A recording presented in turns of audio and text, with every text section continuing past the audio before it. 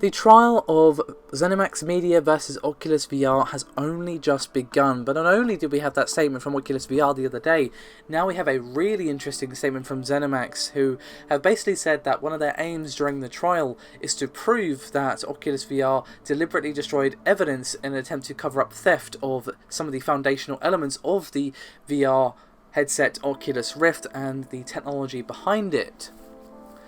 Now, just as a quick refresher, you of course will recall that ZeniMax sued Oculus back in 2014, or May to be exact, and basically saying that Oculus misappropriated trade secrets in the development of the headset, and also previous to that accused John Carmack of helping them with this, because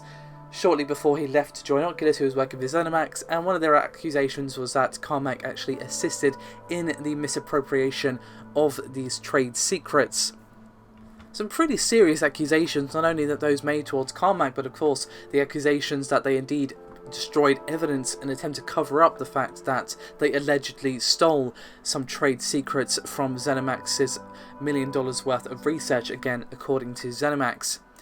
Now, I have a statement here from ZeniMax which was provided to Polygon, and they said, quote, "With the start of the trial of our case in Federal District Court in Dallas against defendants Facebook, Oculus and its management, ZeniMax and id Software welcome the opportunity to present substantial evidence of the defendant's misappropriation of our virtual reality intellectual property. The evidence includes the theft of trade secrets and highly confidential information, including computer code. ZeniMax will also present evidence of the defendant's intentional destruction of evidence to cover up their wrongdoing. ZeniMax and id Software are the visionary developers of breakthrough VR technology and look forward to the vindication of our claims." Now, you might be wondering, where exactly has this rather serious accusation of the destruction of evidence come from? Well, it might be stemming from a certain thing, in that the representatives of Oculus VR may have lied under oath and presented an inaccurate report as part of their defense. Now, basically, a judge ordered a court-appointed computer forensic expert to detail the findings of John Carmack's computer, as well as, I'm sure, other things, and basically they said that, quote, "statements and representations that have been sworn to and are before the court are factually inaccurate." This analyst also said, quote, "The information proved opinions expressed in experts' reports that are before the court are demonstrably inaccurate." Now, unfortunately, we don't know what parts on Carmack's PC that they're referring to, because, well, given that this is an ongoing case, a lot of the court documents are under seal.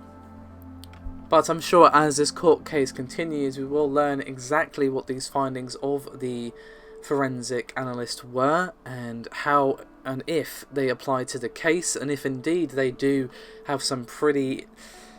serious ramifications for Oculus's defense.